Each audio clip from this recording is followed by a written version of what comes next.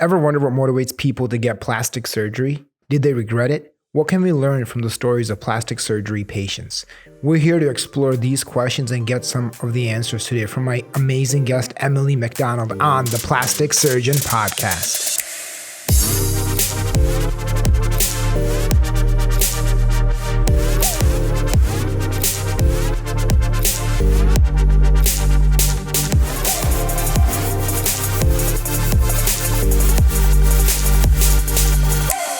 Hello, my friends. Welcome back, and thanks to all of our listeners for the amazing feedback. We have had so much fun so far and look forward to more of your insights and suggestions.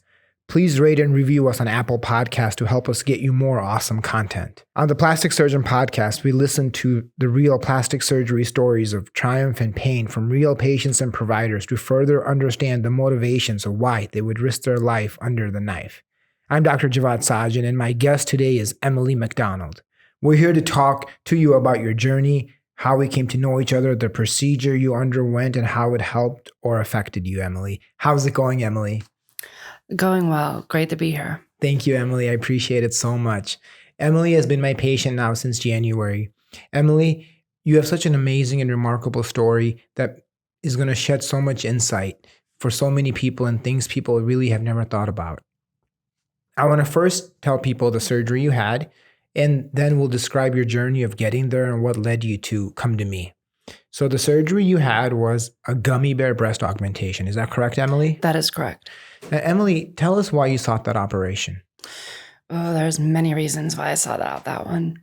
I guess the multiple facet one is that, I want to be more like the girls in my family, and my family has a lot of chestier ladies, and the body shape works and the size works, and but there's also the other element, which is in 2020 right now, and how things go, I'd like to be seen as a normal woman. And your gender identity is intersex, correct? No, my gender identity is female. I'm born intersexed. So tell our listeners, what does intersex mean? Okay, so intersex means that you were born with either partially or incomplete dominance of one gender. And the old word for intersex used to be hermaphrodite, is that correct? It was known as hermaphrodite for a while, and we're talking from like the 7th century through the 1600s. It pops up again in the 19th century, which is, I could talk about that too much. That's where my degree is. But yeah, basically what it is that they kind of kept on this kind of gross, archaic term, which actually referenced a homunculi, which is this. What's homunculi? Homunculi is a non-real person. It's a fabricated person created basically in a lab, although they wouldn't have had a lab or called it a lab in Rosicrucian days. They would have called it something else. But it's, the idea of this eldritch horror, which arrives at, multiple things. And unfortunately, that term is actually still used for people. It seems like a very derogatory term. Wouldn't you agree? Oh, yeah, extremely. So when I was in medical school, when they taught us about people born with ambiguous or both genitalia, that's the word they taught us to use. Right. But that's not correct. No. I remember when I first met you, that was the word I had learned, and I used that, and you politely redirected me and shed insight on intersex. Sure.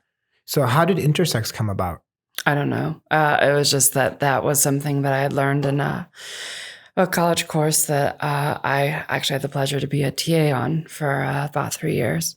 And during that time, it was actually just kind of a thing where they were like, oh, and then they explained the term, and then I had a kind of medical thing happen during my time in college. And a blood test later, I found out what was wrong, and it's because I was intersex. So when people use that other word, they relate it to people being born with both sets or ambiguous genitalia. Was that your situation? Partially, yes. And when you were born, how did your parents handle that, from what you know?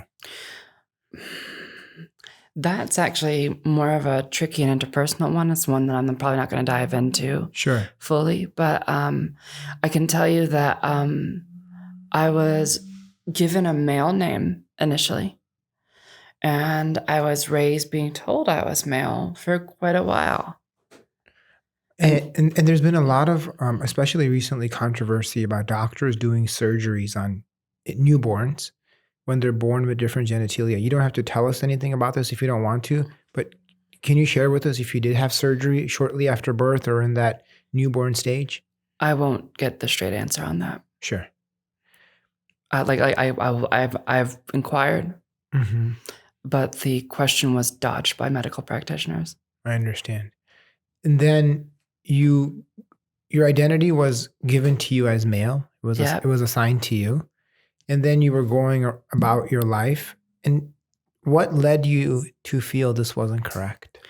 Well, puberty has a fun way of letting you know, for starters. But, there's also lots of little things that kind of were like out of place. But, when you're a child, especially when you're a teenager, I mean, I can't think about a time in life where I knew less than when I was a teenager. But you know how it goes is that you kind of stumble around and you're trying to figure stuff out and you're like, wow, I suck at this. Like there's lots of your life where, you're watching boys do things and you're like, God, I'm just not that tough. You guys can climb over that, but I don't know. I work out just as much as you, but I'm not getting a lot of that, Mm-hmm. But that's just like kind of surface level things. There's also lots of interpersonal elements. There's lots of how do you feel? How do you handle yourself? How were you feeling? How were you feeling that you thought was different than other people? It's kind of an interesting angle to look at it, because if you look at it back from that angle, it's kind of like I always knew. Well, no, I didn't know. I didn't always know. That was very. I didn't know. I actually, a lot of people are well read. I was thinly read. I understood very little about what was going on in myself. Hell, at the time, we're talking about like I lived in, like, when I was in early puberty, I lived in Texas. They taught abstinence only, so there's no chance of me actually looking at a diagram of human anatomy and going, hold up, or something like that. A lot of this was very disguised and hidden. South Lake, Texas is not the most understanding place. And was your family more conservative Definitely from a religious perspective?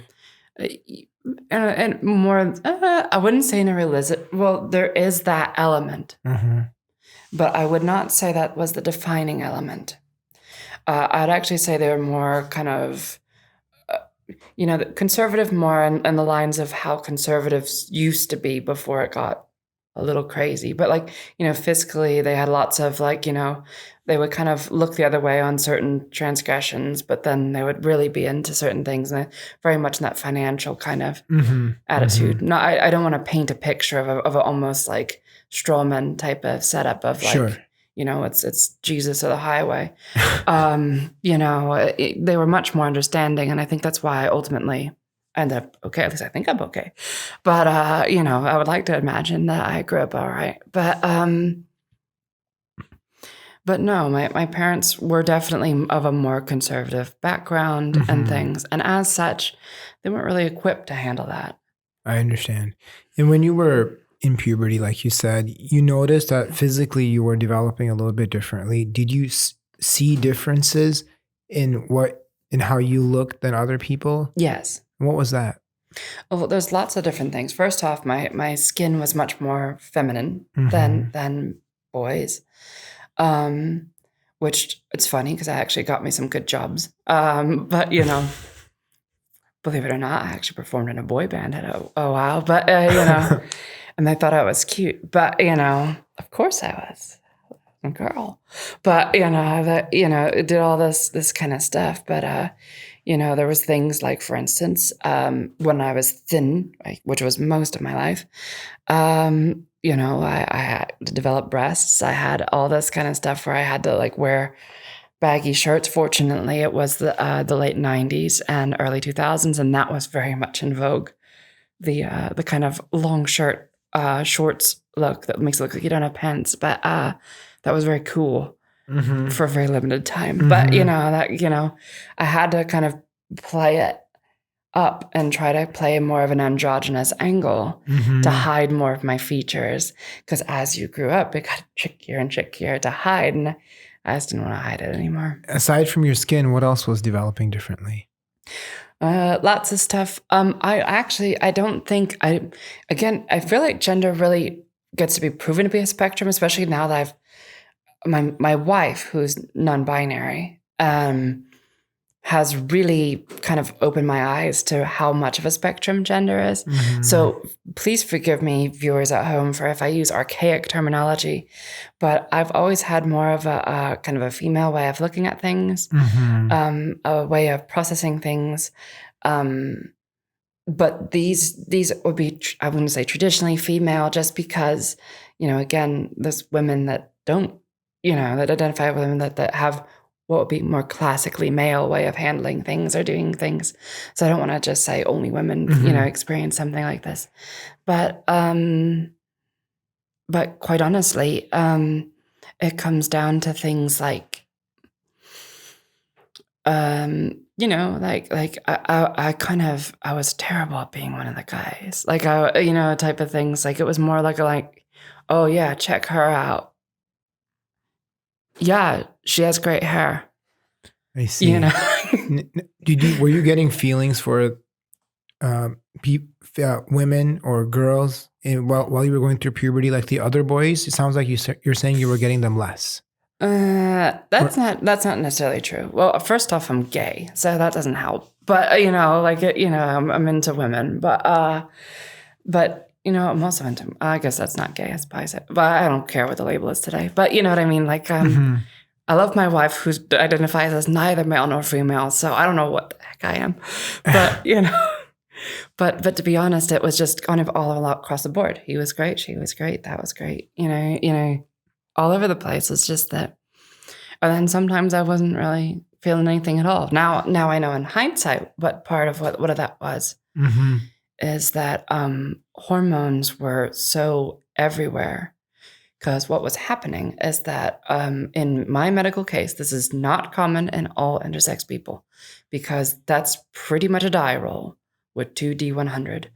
But, whatever you come up with, that's what random assortment you get. And so I had things like, for instance, I had one operable fallopian tube and one that had partially developed and stuck. And the fallopian tubes, for those at home with your own home gender identification kits, in males, those are the testes. In women, they develop to be the whole fallopian tube and things like that. They're actually the same kit back and forth. They're just used and expressed differently. It's like 9 alleles too. It's crazy. Genetics is absolutely bonkers. We actually share 90% around there DNA with a mushroom, to give you an idea. But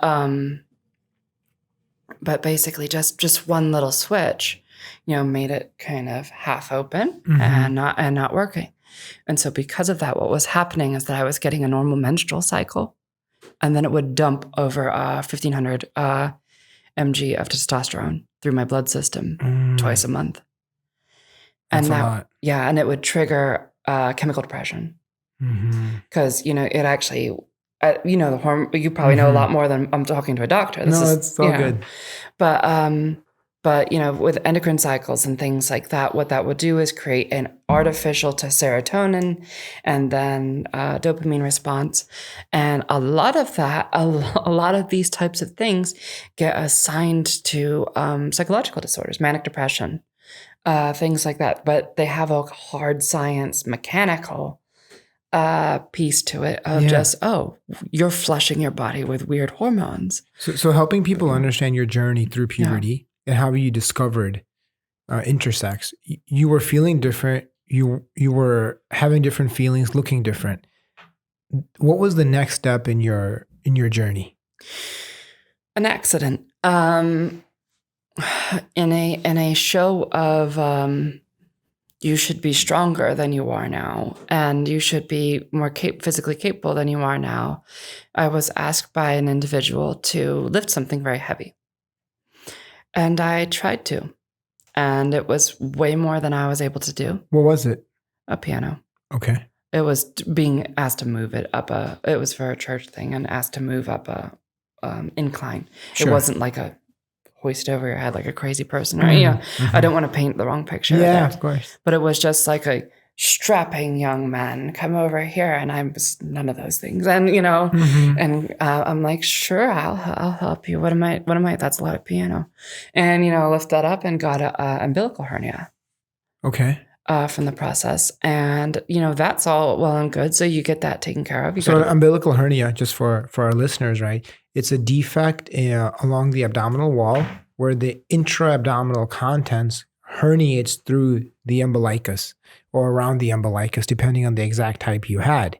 So, and that can happen sometimes due to extreme, what's medically called Valsalva or pressure or lifting. It can also happen because of pregnancy. So you lifted the piano, then something was hurting in your abdomen and you went to a doctor. Right. And then what happened then? So the surgery happened and I woke up because, from a patient's point of view, there's a lot of adios and then you wake up and it's post-op. But it was a significant amount of missing time. Very significant. I had apparently been out for almost 3 times longer than I was supposed to. Uh-huh. And that was because they had hit a complication. Really? Well, in doing the surgery, the planned surgery was to put a Gore-Tex. Yeah, very simple surgery. Yeah, right. What you do is you go in there, you free up the intra-abdominal contents, you put a mesh to separate the muscles from those contents and put a few stitches in. That's pretty much it. Right. Yeah. Should be open and shut, kind of in and out. 30 minutes max, maybe 20. Right. Yeah. Well, 6 hours later. 6 hours. Yeah. I had a visit with a doctor where it was just me because I was staying alone at the hospital. Okay. It wasn't that far from my home. My dad is a corporate higher up that's always away, and he was in town when he could. Was this in Texas or Seattle? This is Texas. Okay. Texas, and it's quite a while ago too. So this is, I don't think they even used the Gore-Tex that they used at the time as well. Sure. Because stuff changes over years and everything. But basically we had gone through all of that stuff, and you get the doctor going like, so I don't know how to tell you this, but we're gonna keep you for several days because you're gonna need to be on IV because your digestive system has shut down. There was an accidental amount of damage. Everything's fine and healed, but we accidentally nicked your uterus. Through an umbilical hernia. The uterus is way below the umbilicus. But it apparently had herniated prior. Okay. As part of how it was not built well. Something had gone wrong. I have had abdominal pain for years. So you were presenting as a male. Yep. And they said they nicked your uterus.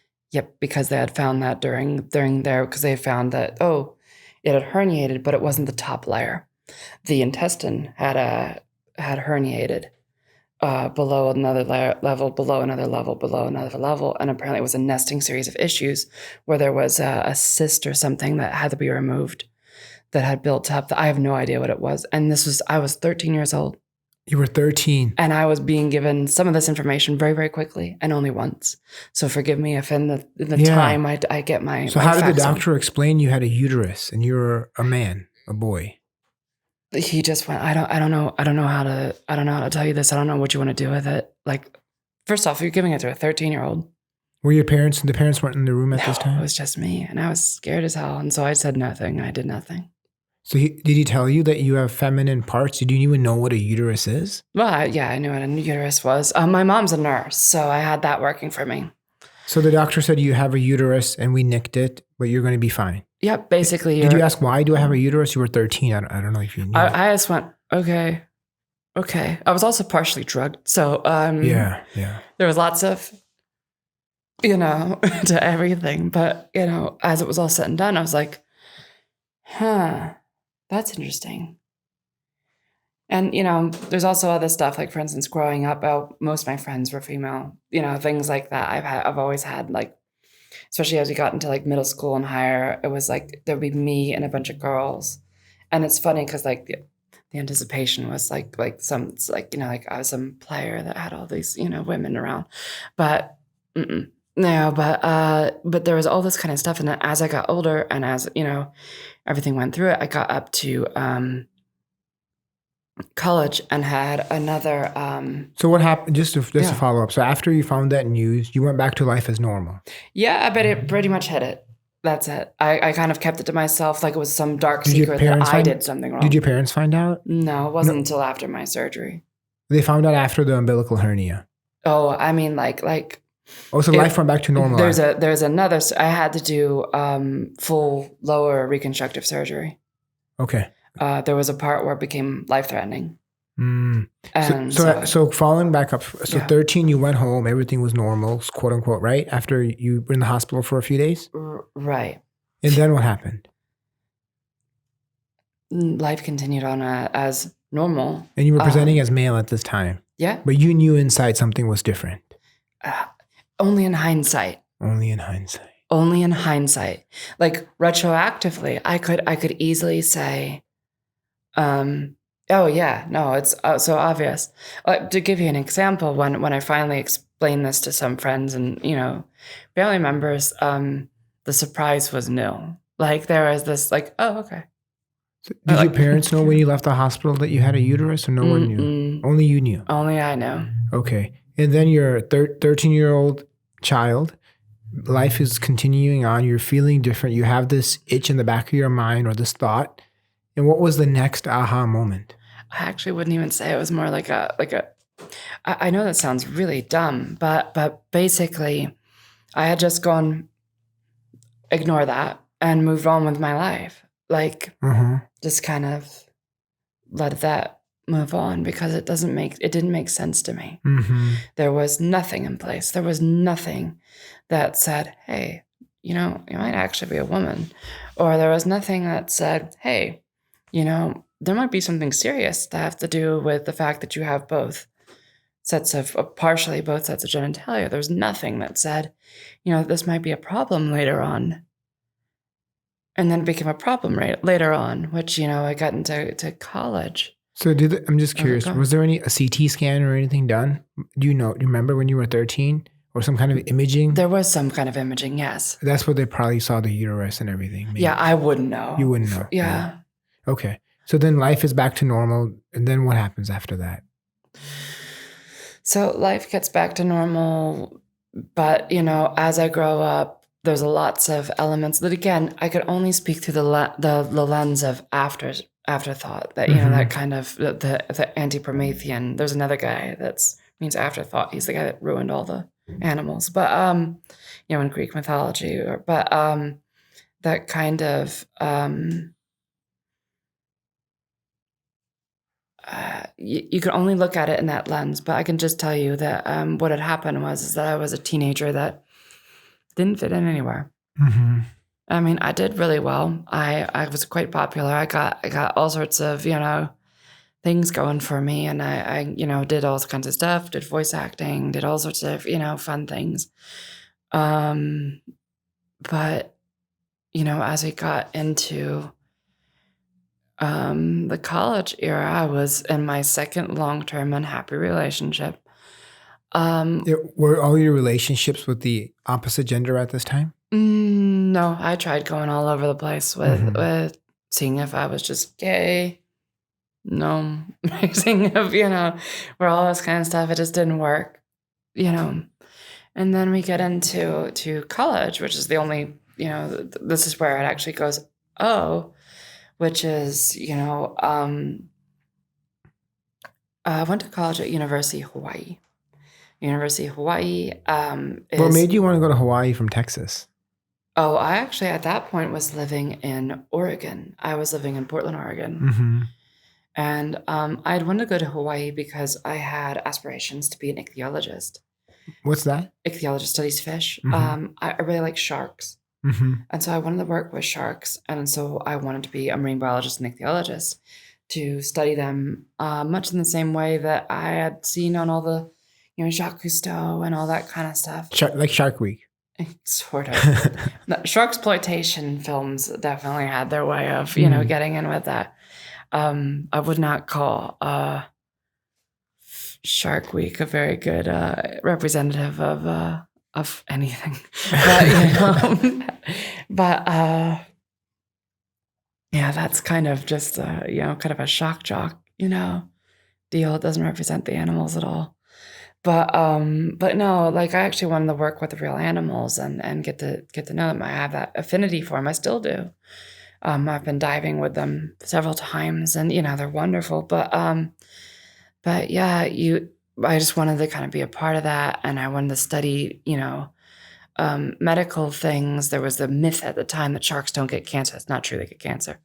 But there's all this kind of stuff, and that the cure for autism. Actually, it's funny that the baloney that was made as the kind of grain of truth of the movie Deep Blue Sea, all of them was based around like curing mental disease through shark brain. I don't know, but anyway, craziness aside, what it had built up into is that I thought I could help my autistic cousin, Stephen. I wanted to help him, and I wanted to try to study sharks to find this cure that I was reading in medical journals and things like that. That was complete baloney, made up by one guy that wanted to get his name in the paper. So, but while I was there and doing that kind of stuff,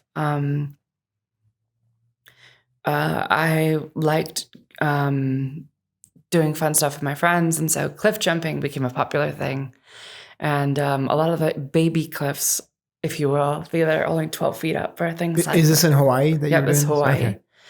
And you went there for the shark studies. Yep, for the shark studies. That's what you come for the shark studies. You stay for history of science and technology, and all that stuff.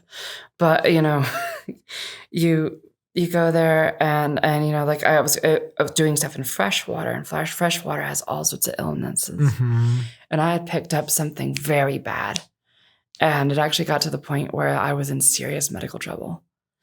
And I don't know what happened, but I was able to get through that one.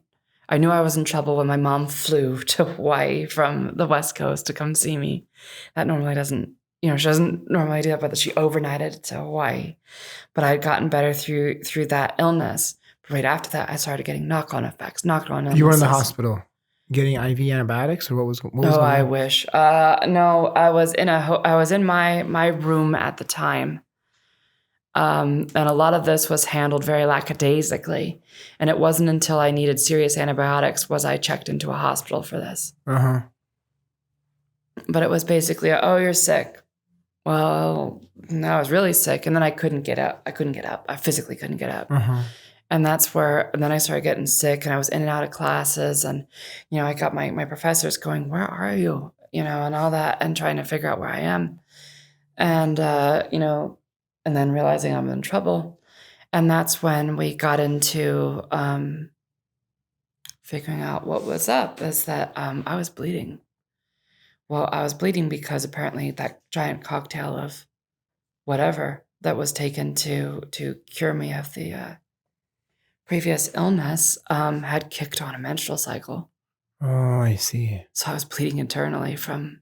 And where was the blood going? Because there wasn't you had male external genitalia at the time. Well, now I had mostly male genitalia at the time.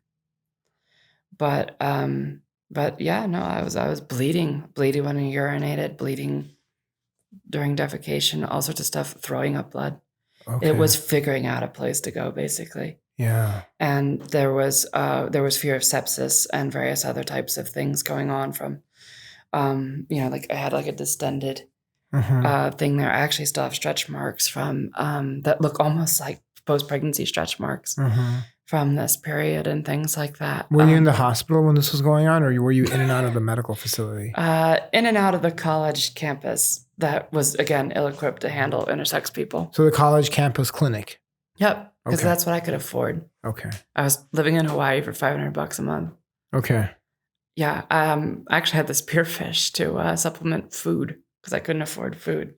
So I used to actually go out and I learned how to do really good sushi that way and sashimi. But you don't need anything other than a fish and a knife to do sashimi. So it made it work. But yeah, I had used whatever medical assistance I could get.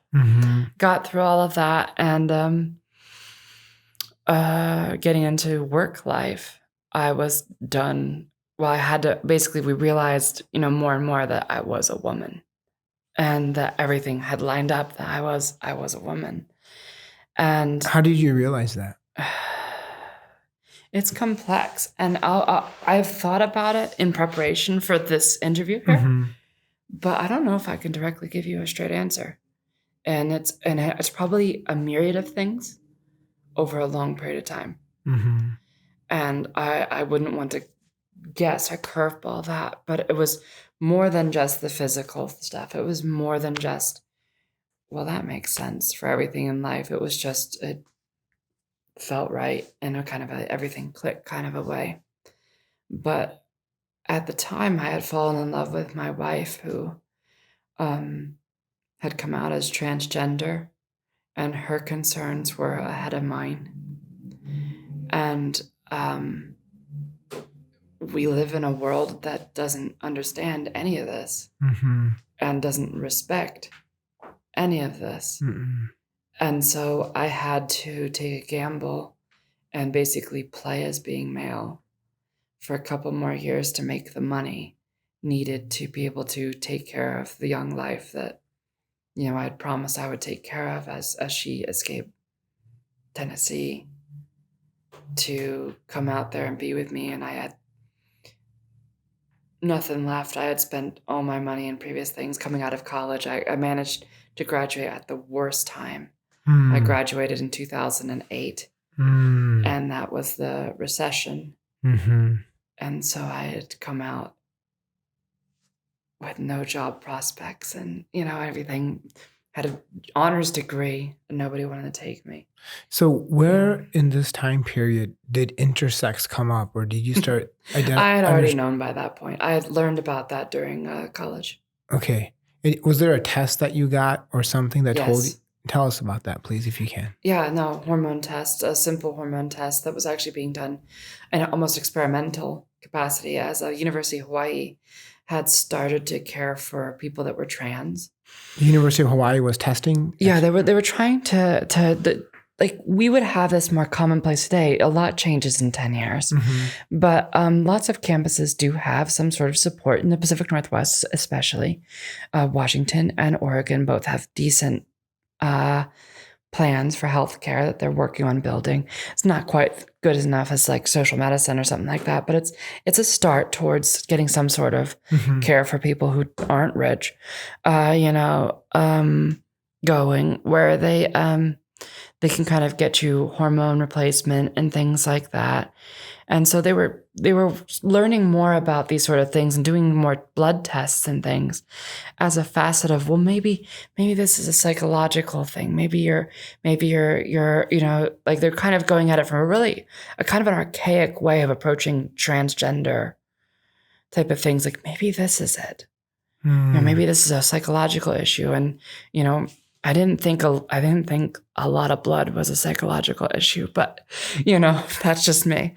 But, as we were going through these tests and things, they're like, wow, we almost want to say you're having a menstrual cycle issue just based off of all of these sort of things. And I'm like, yeah, I think it's because, I have these things. And then they were like, well, let's get you doing some more tests. They kind of approached it from like the only way I could kind of describe this is almost like exorcism with the Catholic Church, where like they want to be like, it is anything but this. We do not require an exorcism. Yes. And they did this round of testing of it's like, we are not wrong.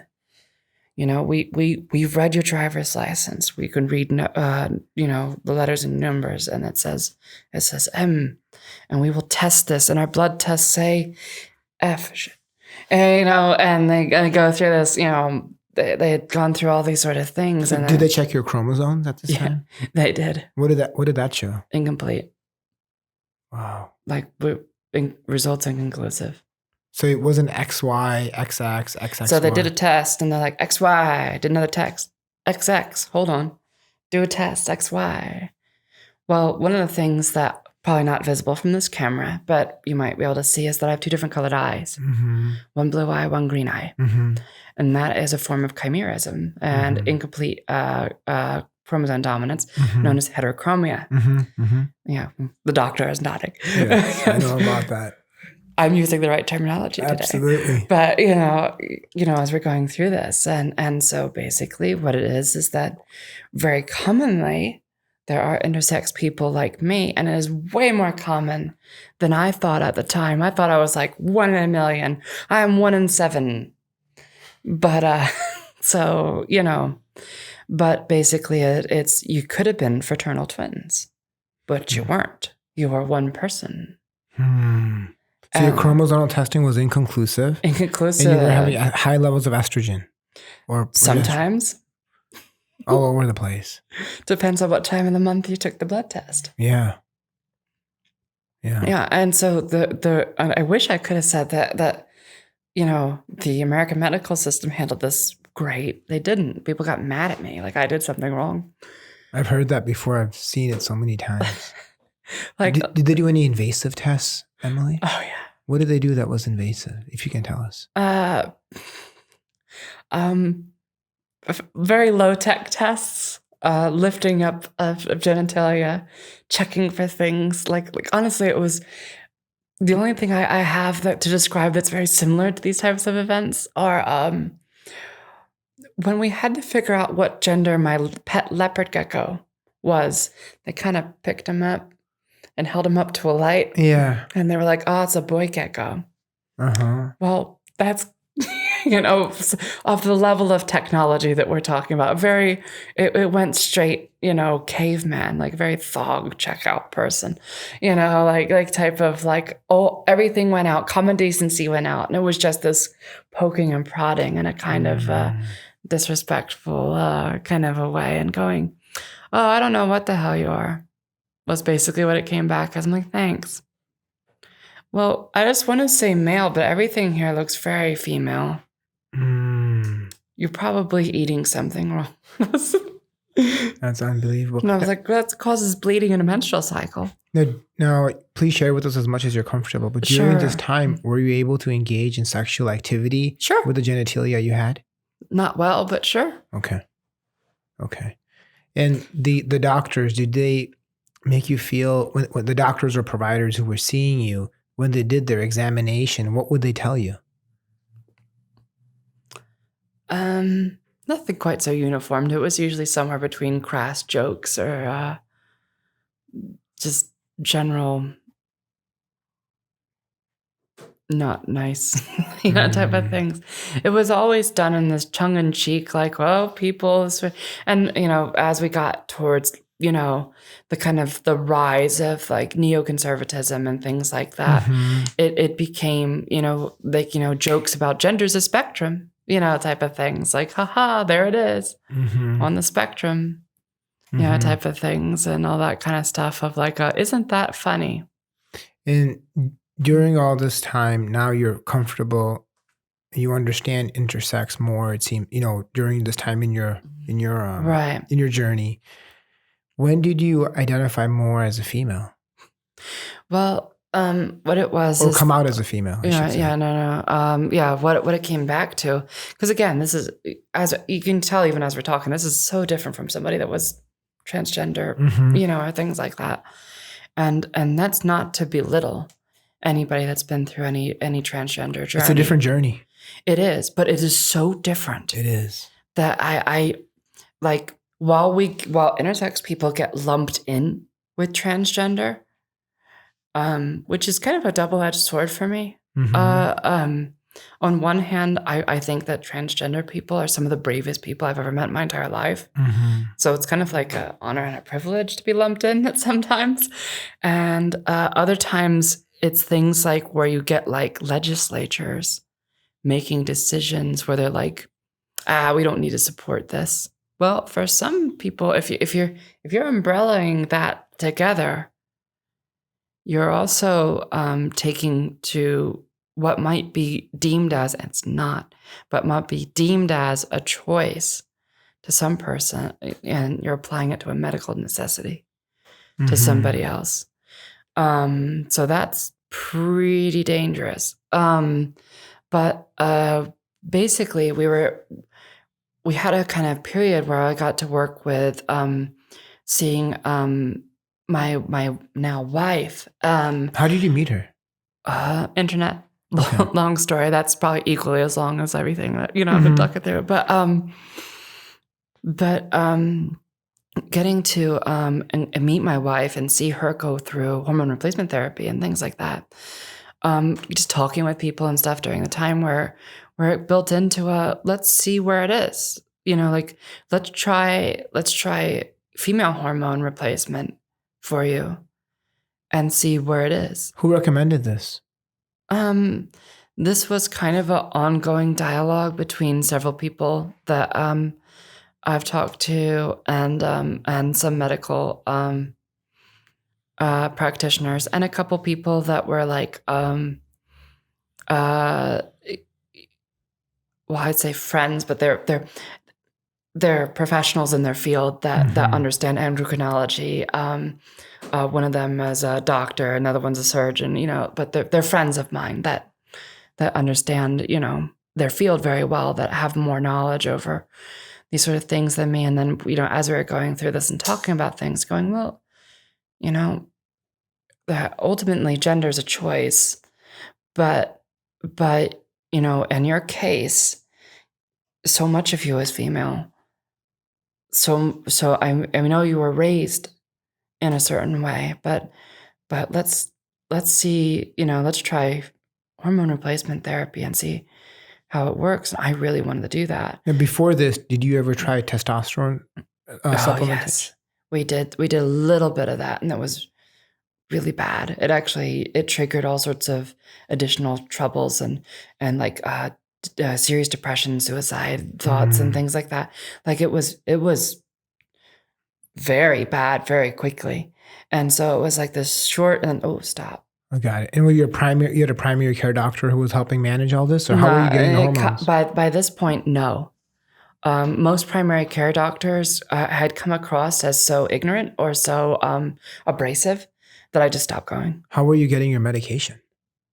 So for that, I had found Cedar River clinics. So you moved to Seattle from Hawaii. Yes. Sorry. Okay. When I had picked up my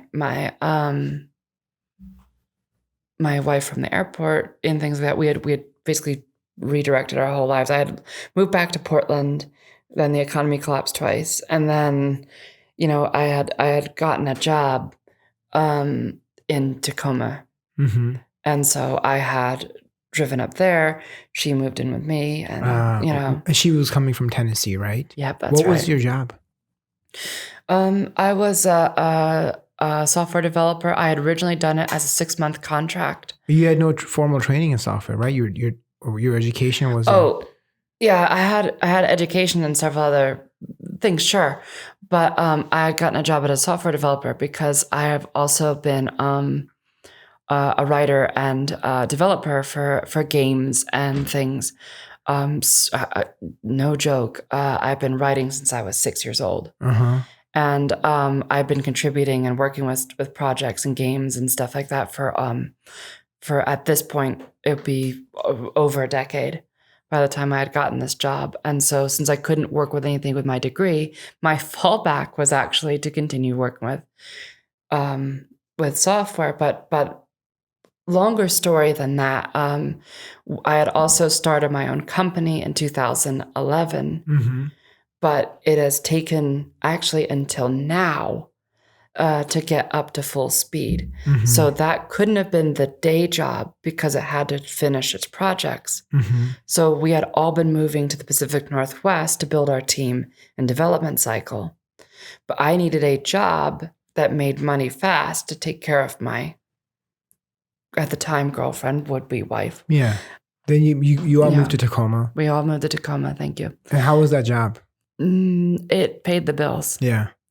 Yeah. And then you started your company? Yeah, so we had already started the company, but it was just that when you for viewers at home, when you start a game company and you start working with start building like it's a full science fiction universe with books and things like that, that doesn't get built overnight. Even when I worked with pre-existing universes, even popular ones, like we worked with some of my previous work was with Star Wars, the BattleTech series, and these are established stories. They're great. They have their own stuff, but even then, we're talking project times of like 5-6 years to get products out. And so we realized that as we were doing this ourselves during a recession, it would probably take a little bit longer. So we had to do a day job, if you will, while doing our other job. And I've only been able to switch to this being the CEO of High Roll Entertainment as my day job, if you will, for the last year. And now it's slow because of coronavirus. But, case in point, well, we're getting through this. But, but we had to do this other job. But I only could do it as long as I could because, again, it was becoming medically important to kind of switch over the gender. As soon as I got to have estrogen, first off, I've been saddled with depression most of my life. And you were getting it through Cedar River clinics then. Right. Yeah. Yeah. So they helped me out. I got estradiol for the first time. And it's a corny way to put it, but it was like a cloud had lifted. Wow. And everything started being normal. When I got a period, became normal. When everything started going through, all of it started to be normal. How were you getting a period? Where was the, because you didn't have the I'm sorry, I skipped a part. I actually had to do full bottom surgery because that's how it resolved the whole bleeding thing. Yeah. So when did that come about? Can you tell our listeners what bottom surgery is? So bottom surgery, which I think would be different for transgender people. So I think it's physically a different surgery, but basically they had to take what was there for the vagina, for the lower area, and make it the whole area rather than it being kind of half and half or apart. And it was like, like an 85, I doom myself on the remaining, like part, but like getting through the, the split there. And was this in Seattle or was this back in Portland? You were having. I had to drive down to a rather fly-by-night facility in Lake Oswego, Oregon, to take care of the surgery out of pocket. Really? Yeah. One of the most expensive things I've ever had to pay for, but we got through it. How did that surgery go? Not good. It was a lot of pain, probably the worst pain I've experienced in my entire life. For about 15 weeks. But it's done, so that's good. And they were able to connect to the existing uterus and everything. So much of it was there. It was able to work out, which is, from what I have learned since then, is not normal. Normally, it's way more incomplete. I am a very extraordinary case. This is apparently a rare one. Again, for our listeners at home. So you listening at home, you may have something similar to me, but that doesn't mean that there's like a secret uterus waiting for you at home. That could be all sorts of things. You don't know. Did you try to have insurance cover this? Yes. And they said no. So to get insurance to cover this, we had to do a long-winded set of psychological evaluation to make sure I wasn't crazy, which first off is insulting beyond measure. It also resulted in very awkward two-way conversations with very intelligent people that were, these psychologists and things like that, where they're like, well, what tips you off to that you feel like you're a woman? Well, breasts and a uterus and menstrual cycles definitely tip me off a little bit. But, I also really like my hair, but but which was sad because if I made jokes like that, they'd be like, let's work with that part. Let's talk about your feelings. And I'm like, I don't want to talk about my feelings. but you get to that kind of, we play that, like, tell me about your mother. She's also a woman. but So the hormones, were you on them before or after your bottom surgery, if you will? Before. And then what pulled the trigger for you to get bottom surgery? Blood. No, but more than that, it was more along the lines of that. The partially what I had down there that was male genitalia was still producing testosterone. And so not only did I have to be on testosterone blockers to keep myself regular, but it was doing that thing where every now and then it would just dump testosterone into the bloodstream, which, it's like someone flushing a toilet with the plumbing not hooked up. Like that's bad. Like it was at the point where it could hurt you. Not only do you feel like junk because you have the wrong hormones, because when hormones are imbalanced, that it's pretty bad. The best way I could put it is like at the time, I was doing a lot more exercise and stuff like that. Unfortunately, during that period of long depression, while I had to work at that other job, I gained almost 100 pounds. I used to be about 100, somewhere between 130 to 160 pounds at different points. And then bang, it went way high because, chemical depression does that to you. But, I'm still working that off, obviously. But, as we were going through all that kind of stuff, it's like, you feel like you're triple weight. Like you're not getting anywhere. It's very intense. It builds up. It's a nagging feeling of something being wrong that you can't really shake. Chemical depression strikes me. I mean, I've been regular depressed before. Heck, regularly depressed right now. Actually, a family member just had her funeral before I came over here. But but that's a different feeling. That is a rational feeling. You can feel that. You can work with that. You have a you can go, what's making me sad? This is, how do I fix it? You work it out. It's a psychological feeling. But with chemical depression, it's, why can't you get out of bed? I have no idea. It's the hormones. Yeah. Like you're like, I have no idea. It could even be things like, it's a really good day. I had a great week. Why are you stuck in bed? I have no idea. So getting the male genitalia out would help get rid of the chemical cycles you were having. That's correct. And that was one of the reasons you decided for bottom surgery. That is definitely one of the reasons. The other one is that at this point, I've been a little bit fed up with playing back and forth with things. I definitely do not identify as non-binary.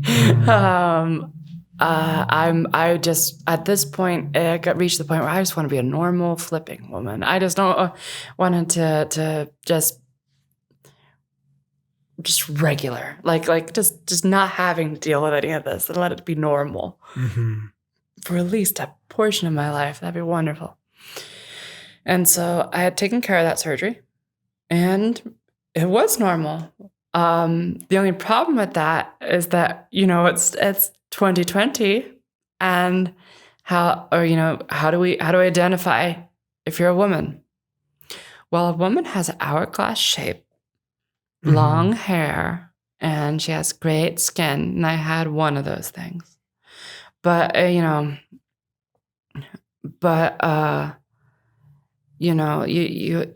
had to finish looking the part, if you will. And then you started thinking about breast augmentation, which is where I came in the picture, correct? That's correct. How did you hear about me? Google search. Okay. I want to say it's a much better way. I just went breast augmentation Seattle. So. And You're a smart person. You're well researched. You're in the techie space, if you will. Yes. What made you want to come to me out of everybody else? I have the good answer and the not good answer. The good answer is that because I had seen different types of write-ups and things like that from other people from third-party sources that talked about how respectful you were as a person and how just basically decent that the office was and everything like that. The not good answer is that you look like you know what you were doing. Why is that not good? Because it's rather superficial. But I have found that sometimes you can judge a book by its cover. But, I've dealt with a lot of doctors, and some of them are smart. It is in the minority, but it is, when I went to high school, if I can give a quick example. Oh, please. Yeah. We went to a place called the Center for Advanced Learning. And this is a charter school where you actually, you don't go to normal classes, you actually run a business. So I was a lead of a web development team. So this is in high school, already as like a student leader of software development. So, but you had 3 different cohorts. There was the tech side, which is software development, which was deemed as foolish, and who would do that? There was engineering, and that was considered the really strong way to go, which they did cool stuff. Robots, their senior projects were battle bots. I am jealous. That's really cool. And then the medical area, we had called the Smurfs. And that's because most of the students were probably the dumbest people I've ever met. And they often had one trait, and that was that we were all joined for the sciences. So when we did chemistry and biology, everybody was there. And you would have people talking about things like, for instance, a breakdown of, mitochondria, there's the Golgi bodies and stuff. We were doing that cross-section everybody has to do in high school. Of, I haven't heard Golgi bodies since medical school. Yeah. Well, hold on to your ribosomes because we're doing this all the way down the endoplasmic reticulum. Oh yeah. Yeah. But as you're going through all this kind of stuff, which of course, me as a software developer definitely have to retain that knowledge. Yeah. But we'd have halfway through a lecture have one of the medical people raise their hand and call on them. They're like, "Is this for a plant?" And there'd be like strange silence, in the room. The teacher just, "No, this is an animal cell. Is that what you were asking?" "Oh, it kind of looked like a plant in my room." "Oh, well, that guy's a doctor." He's still on my Facebook friend, so I know he's a doctor. But, but anyway, so yeah, being able to tell that you look like actually a real doctor, if you will. Sure. No, I can understand that. Yeah. You wanted a more feminine physique. That's why you seek breast augmentation. Correct. Was that the primary reason? That kind of, but only because, I'd actually also, it's really a big one. Is like now like looking at myself and things like that, especially when I'm with my, like if I get to see my extended family, like my, I look like my Aunt Bet. I look like my Aunt Dot. And so now I look like I actually match with the rest of my family. We hear that from so many women, and they often say that I seek this operation because I didn't feel like who I was and what I identify with. I had it, and now I look more like XYZ person in my family. Right. I look like one of the MacDonald girls, and that's great because, I am. So, like it makes a big difference. How was your family responding to these changes? Mild neglect. Kind of like a dog you wish you would leave. But, it's basically a kind of like a, we love you. And, people showed up for my wedding, for instance, which was good. but there's just this kind of like a distancing thing. My mom actually drove up for 3 hours from Portland to come to try to talk me out of doing my bottom surgery, not understanding any part of the situation or things like that. And we ended up having a polite conversation, and I bought her lunch. And then at the end of that, she was just like, okay, you really did think this out, you know what you're doing. I'm like, yeah, I know what I'm doing, Mom. How was your dad? My dad's still weird about it. Mm-hmm. But how was he weird? What do you mean by that? Just distant. Like, it's been a lot better in the last couple of years, like especially as he's seen, for instance, that I look a lot better now. I actually look like a woman now rather than kind of a half C type of thing. Sure. And a lot of that kind of stuff. And he's kind of just having to get used to it. But my dad takes a while to get used to anything. So this is not surprising for me. So, I'm working with it where I can. I love my family very much, and there's no like, I'm not mad at anyone or anything like that. And I don't think they're mad at me, but you might be forgiven if you think the otherwise, every now and then. But and then I've got, family members back east that I'll probably never get to see again. That are just very conservative, and they think that, gender's a on and off switch, or something like that. And they don't understand, and they don't get it. I think I'm doing something weird or in some weird phase, like a teen goth or something like that. We then met for a consultation. Yeah. Was that the only consult that you had? For that one, yeah. We did measurements. We looked at different implants. How was that process? I suppose well enough to be expected.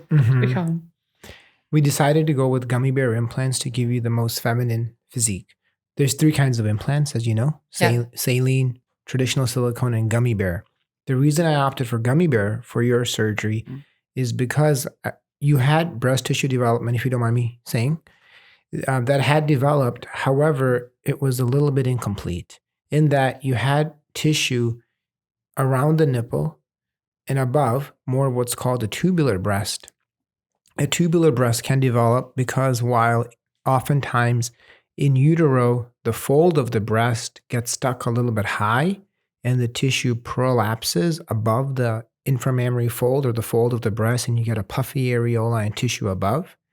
And because of that, you didn't have tissue on the lower half. So the gummy bear would help us even out that proportion. It would give you more shape. And in your situation, I felt it was the lowest risk option to give us a more curvy aesthetic. We went through the fold under the muscle. How was the pain after that surgery? The pain after that was rather mild. I feel like I'm a bit of a skewing that to the mild side, though, just because of how intense the previous surgery was. How did it feel after surgery? Sore. Did you feel any more womanly or more with your identity or not? Or was that the same? That was about the same. Did have people since then noticed a difference in you and how you act? Oh, no, not really.